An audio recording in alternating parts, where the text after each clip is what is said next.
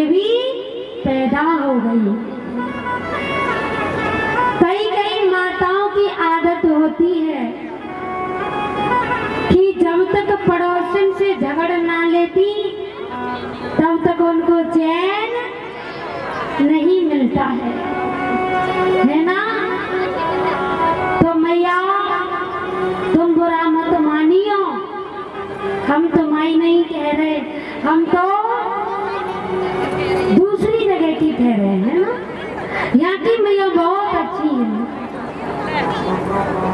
धुंधली देवी का थोड़ा स्वभाव ऐसा है, लेकिन आज धुंधली देवी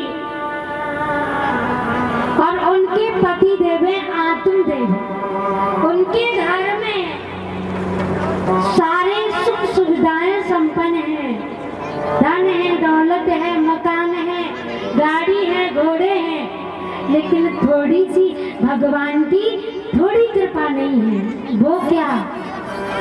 उनके घर में कोई संतान नहीं है, और जिसके घर में संतान नहीं होगी ना, तो प्रत्येक व्यक्ति की इच्छा होती है कि हमारे घर में एक संतान तो अवश्य हो जाए, चाहे बेटी हो चाहे बेटा हो।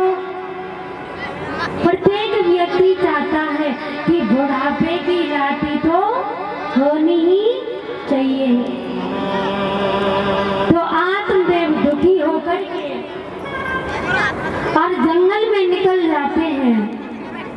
जंगल में वहां पर एक संत भगवान को देखा, और जब संत भगवान को देखा है तो कहते हैं ना, संत बड़े दयालु होते हैं।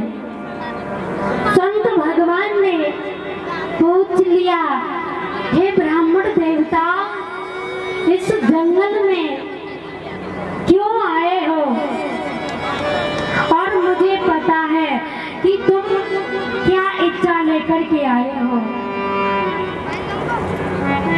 और मैं कहता हूँ जिस इच्छा को पूर्ण करने के लिए आए हो ना, वो कभी भी तुम्हारी इच्छा पूर्ण होने वाली नहीं है। मुझे पता है कि संतान प्राप्ति के लिए तुम आए हो। मैं कहता हूँ तुम्हारे जीवन में,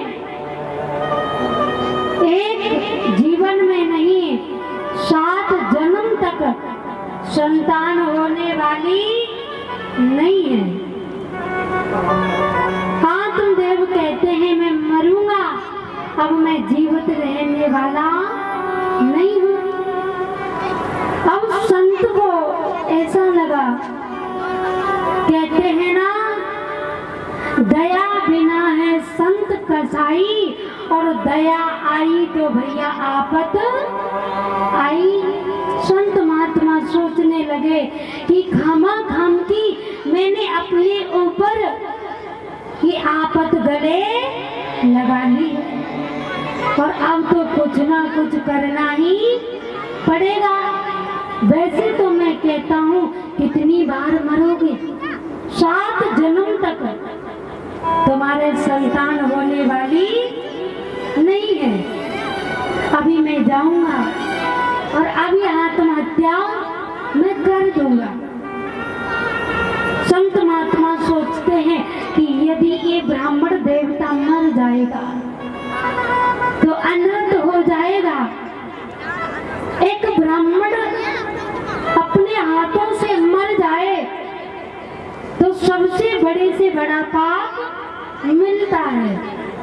महात्मा जी ने एक फल दिया और कह दिया, जाओ तुम अपनी पत्नी को खिला देना, और 9 महीने बाद जो तुम्हारी पत्नी है ना, वो गर्भवती हो जाएगी, उनके गर्भ से संतान हो जाएगी। आत्मदेव प्रसन्न होकर के और अपनी पत्नी को फल दिया है, और संत महात्मा ने फल दिया, और आत्मदेव ने अपनी पत्नी को समझाया, देवी ये महात्मा ने फल दिया है और इससे हमारे घर में सुंदर सी संतान होगी और हमारे आंगन की फुलवारी सदा के लिए खिल जाएगी।